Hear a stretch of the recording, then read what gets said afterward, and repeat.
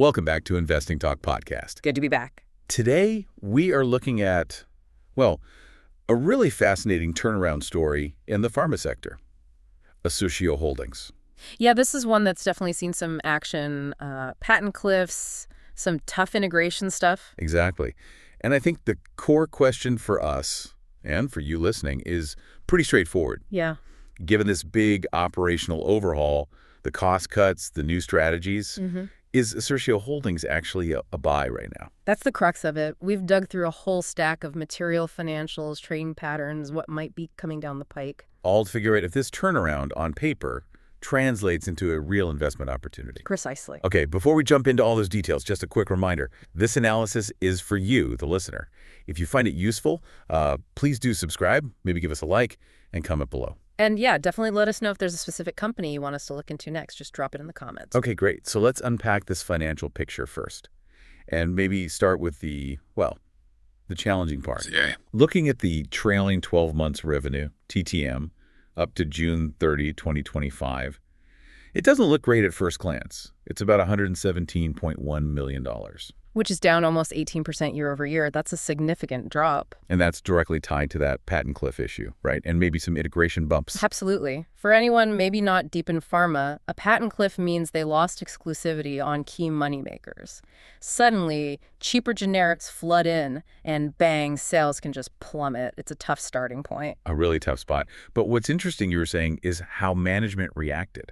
Exactly. That's what stands out here. They didn't just, watch the revenue fall. They went hard on efficiency. So even with lower sales, the gross margin is still holding up really well, 66.08%. 66%. Wow, that's pretty robust for a company with falling sales. It really is. It points to a very efficient cost structure, maybe something unique in their licensing model, perhaps. But even more critical is the bottom line. Net income was still a loss, yes, about $43.3 million TTM. But, and this is the key bit, that loss was cut by a massive 93% compared to the year before. 93% reduction in losses. That's stunning. It really signals that the restructuring, the cost controls, they're actually working, seriously working. So, okay, the company's shrinking its top line, its revenue, in the short term, but getting much leaner, cutting its cash burn dramatically. That's exactly the trade-off they seem to have made. And the sources suggest this isn't just like one-time cleanup costs boosting that number. Right, because that was my next question. How much of that is real sustainable efficiency versus just, clearing out old costs? The analysis points heavily towards sustainable operational efficiency. They've sacrificed some revenue growth maybe for operational leverage and just conserving cash. Which connects to the bigger picture, I suppose, the balance sheet. It does. It looks much healthier now. They've got adequate liquidity. And critically, they reported a big jump in their cash and investments balance up to $98.2 million back in August. Nearly $100 million in cash. Yeah, and management's specifically calling their free cash flow strong. That's huge because it means they can fund product investments without immediately needing to borrow more or dilute shares. And the debt situation. It's pretty moderate for this sector. Debt-to-equity ratio is sitting around 41.9%, so they have breathing room. They're not leveraged to the hilt. Okay, that strong cash flow and the slashed losses definitely give them some runway. So the bleeding stopped, maybe. Now, what about offense? Where's the growth supposed to come from? What are they actually selling now? Right, so they're making a strategic shift. They're focusing on what they see as high-value areas, specifically digital health solutions and non-opioid pain management. Okay, non-opioid pain management. That makes sense. Aligns with where the industry seems to be heading, moving away from traditional opioids. Exactly. It's about finding a defensible niche. Key products driving this that get mentioned are Indocyan and Sympazan. And they're doing this using their existing pipeline and a licensing model, focusing on established brands in chronic pain, neurology. That's the approach. It seems less capital intensive than, say, trying to discover the next huge blockbuster drug from scratch. Which is what the big pharma companies do, right? Pour billions into R&D. Precisely. Assertio seems to be playing a different game. Maximize the value of existing, established assets through efficiency and smart licensing, rather than taking those massive R&D bets. It's about stability, maybe predictable cash flow from niche products. Okay, but let's push on that digital health piece for a second. Is that real, disruptive growth? Or is it kind of a buzzword to make older products sound shinier? That's a fair question. And the material suggests, well, maybe a bit of both. But there seems to be a real foundation. They're using digital platforms not as standalone products necessarily, but to enhance how patients use existing therapies, improving adherence, delivery. That adds value, even if it's not a tech unicorn play. Got it. So it supports the core pharma business. Seems to be the idea.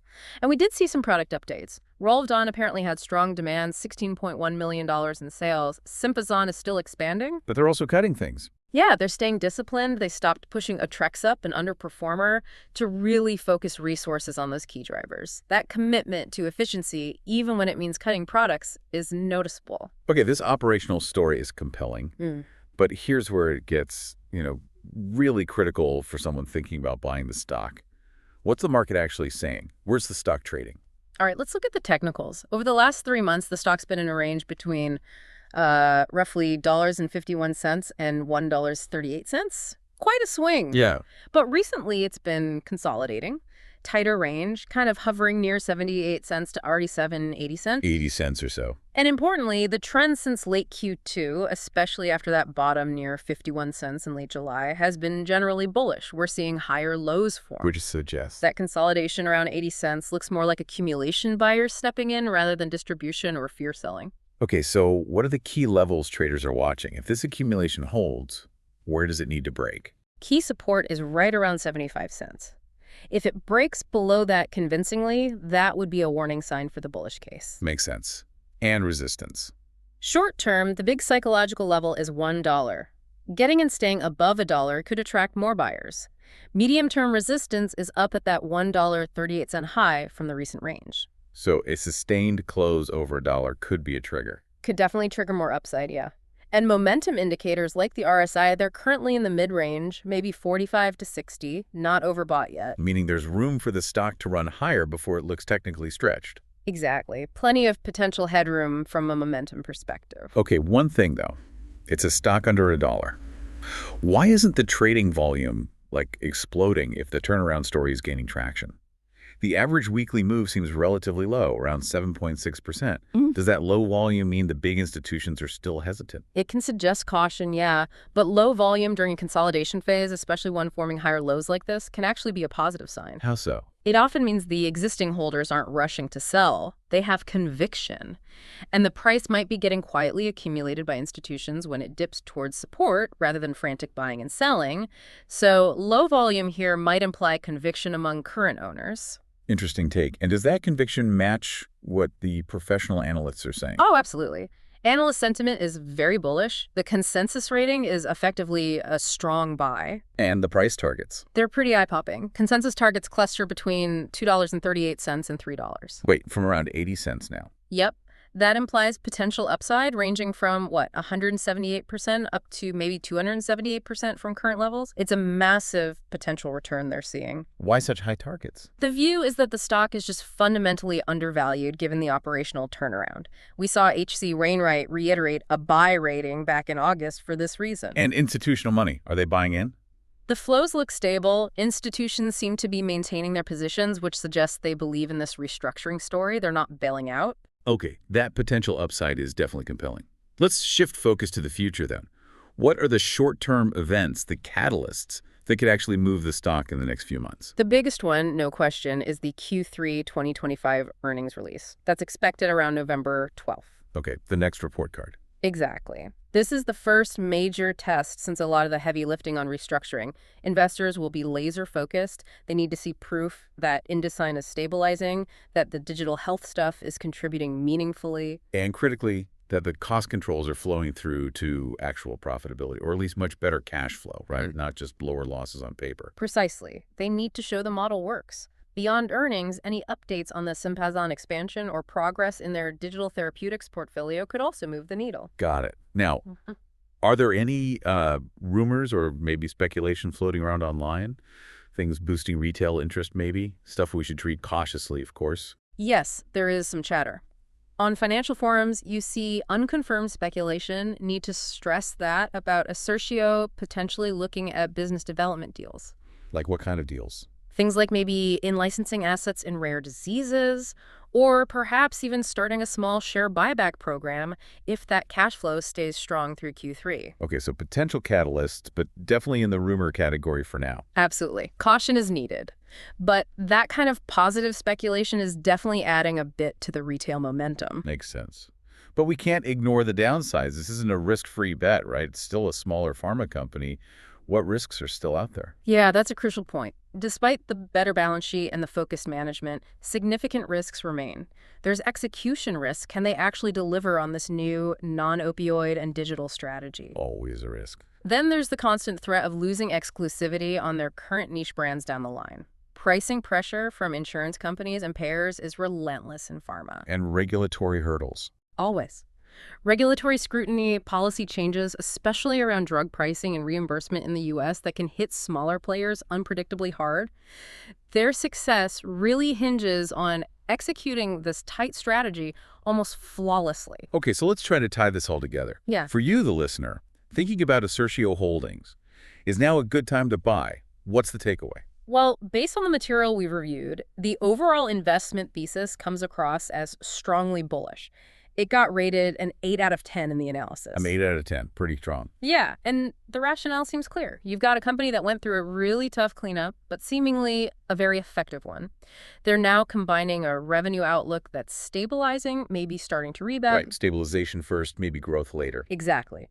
Combine that stabilization with really aggressive cost transformation, all sitting on top of what looks like a historically depressed valuation. So the argument is it's set up for potentially both a short-term pop and longer-term gains. That's the view. Positioned for maybe a near-term re-rating if those Q3 earnings confirm the story, but also for longer-term upside if they successfully grow in that digital and non-opioid space. The analysis suggested it's attractive for both swing traders looking at the earnings event and for longer-term investors betting on the full transformation. Okay, makes sense. Potential turnaround play with multiple angles. Before we wrap up, here's a final thought for you to chew on. They've got nearly $100 million in cash now, right? And they're still streamlining operations. Yeah. So how much power does that give them to make a significant acquisition, something strategically diversifying maybe? And could they do it without taking on tons of debt? And if they did, how would that potentially reshape their valuation looking out into 2026? Interesting point. That cash pile gives them options beyond just internal growth. Exactly. This transformation story. It feels like it might be far from over. That strategic dry powder is definitely an asset worth keeping a close eye on.